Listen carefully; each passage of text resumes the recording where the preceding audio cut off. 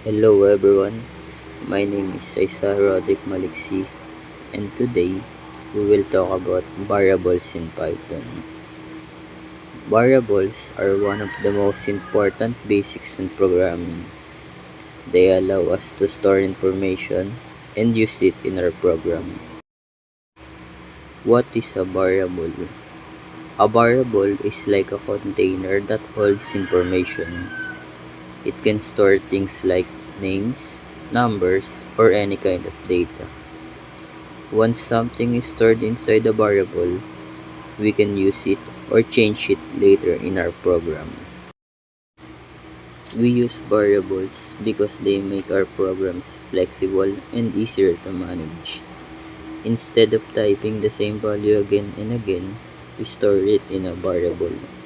This helps us reuse data, update values easily, and keep our code organized. How to create a variable? To create a variable, we just write the variable name, put an equal sign, and assign a value. For example, name equal sign John. This means the variable name now stores the text John. Rules for variables. When naming variables, there are a few rules. A variable must start with a letter or an underscore. It cannot have spaces, so we use an underscore to connect words. Variables are case sensitive, which means age and age are treated as different. And lastly, the value of a variable can be changed anytime. Using variables in a sentence.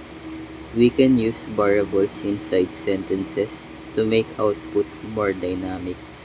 For example, print hello name. We can print a message like hello name. The program combines the text with the variable's value. Here is an example. In this code, I made two variables, name and age. I use them to store my name and my age. Then, the print statements show the values of those variables on the screen. It basically displays my name and age using the information I saved. So here are some things I learned about variables. First, variables are like containers that hold information, such as text or numbers. Second, they make programs easier to work with because I can reuse or change values without typing everything again. And lastly, variables can be different types like text, numbers, or true or false, and I can use them to make my program interactive like asking for input from the user.